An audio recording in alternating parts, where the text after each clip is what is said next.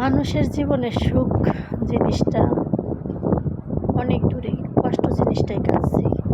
যে মানুষটা কষ্টরে নিজের হাসি মুখে গ্রহণ করতে পারে, হয়তো একদিন না একদিন তাকে আল্লাহ তাআলা সুখ দেয়। তো এই কথাগুলি মুরব্বীদের, এই কথাগুলি আমার নিজের না, কথাগুলি মুরব্বীদের।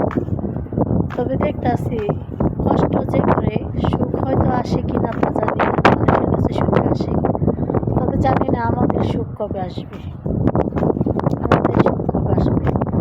তো অনেকে কমেন্ট করতে পারো যে বিদেশের মাটিতে থাকবো তাহলে কিসের কষ্ট? কষ্ট না, বিদেশের মাটিতে থাকা মানে কি সুখ? বিদেশের মাটিতে একজনের বাড়ি কাজ করা এটা কি সুখ বলে? না, এটাকে কখনোই সুখ বলে না।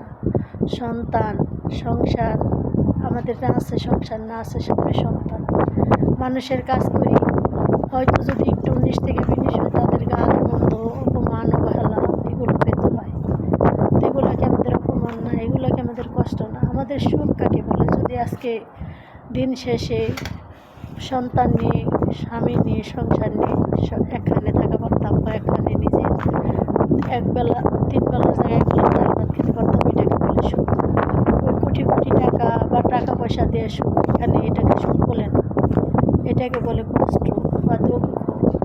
কিন্তু আমাদের এখানে দিন হলে আমরা যেমন হাসি খুশি থাকি, রাত হলে আমাদের কান্নায় বালিশ ভিজে যায়, কারণ এই কষ্টগুলো কেউ দেখে না। এই কষ্টগুলি আমাদের নীরব কান্না, এগুলো শুধু আল্লাহ তাআলা দেখে, আর কেউ দেখে না, আর কাউকে